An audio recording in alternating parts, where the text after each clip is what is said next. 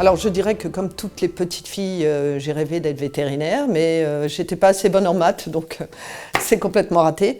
En revanche, je suis partie au Costa Rica durant 11 ans, où j'ai créé un musée de la tortue marine, et sur une plage un peu déserte, où les tortulutes pondaient.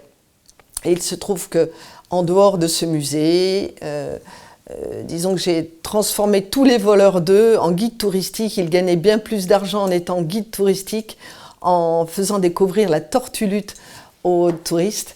Et donc on a protégé la tortue avec une écloserie, etc. Donc 11 ans de ma vie avec mon argent, et c'était une expérience extraordinaire, ma meilleure vie. Alors, c'est une cause sociétale. Il est clair que les gens aiment les animaux, je dirais presque naturellement. Vous savez que en France, on a tous un chien, un chat, un poisson rouge, un oiseau, enfin, bien. Donc, l'esprit des gens est ouvert au bien-être animal. En revanche, il y a une différence entre la société et les politiques. Les politiques qui, en général, si je parle des députés, défendent leur circonscription. Si par exemple nous avons une circonscription qui est très agricole, eh bien les députés vont défendre les agriculteurs, à juste titre d'ailleurs, puisque vous savez que les agriculteurs, et en tout cas leurs difficultés, nous intéressent vivement. Mais dans le milieu par exemple agricole, il y a des chasseurs. Et qui dit chasse ne dit pas forcément bien-être animal. Donc les députés vont défendre peut-être leur territoire et pas forcément la cause, alors qu'ils le ressentent profondément par ailleurs.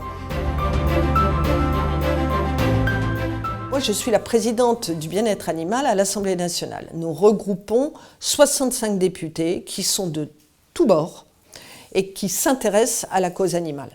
Alors, il y a des avancées. Il y a eu une première avancée lors du mandat précédent, où j'étais dans ce groupe de conditions animales, une avancée majeure, une loi en novembre 2021 qui a fait vraiment bouger les lignes, avec l'interdiction des animaux sauvages dans les cirques, avec l'interdiction des dauphins, des orques dans les parcs d'attractions, avec une pénalisation forte des délits concernant la maltraitance animale.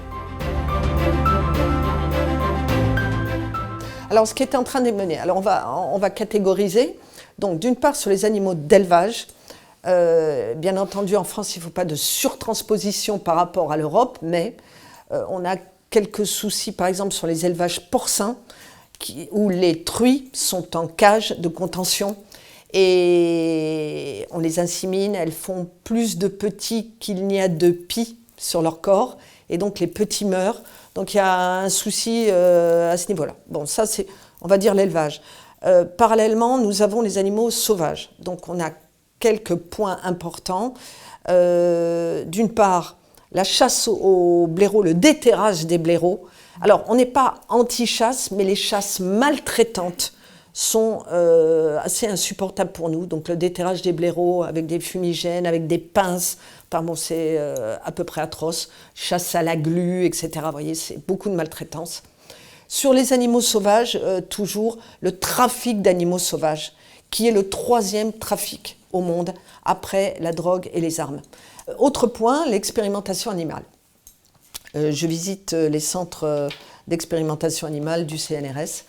Je pense qu'aujourd'hui, alors évidemment, on ne peut pas se passer encore de l'expérimentation, mais tout de même,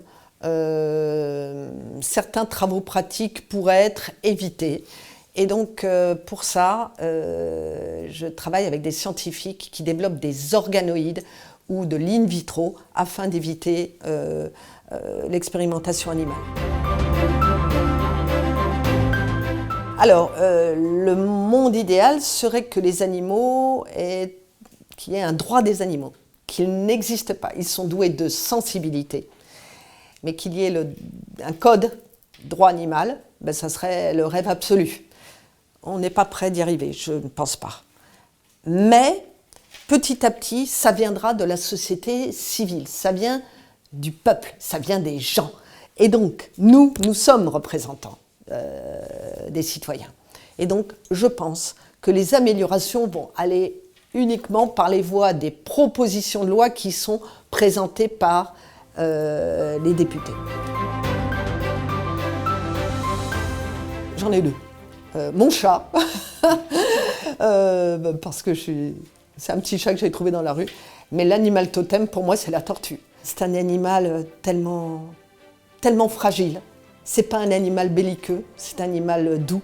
Pour moi, c'est cet animal-là.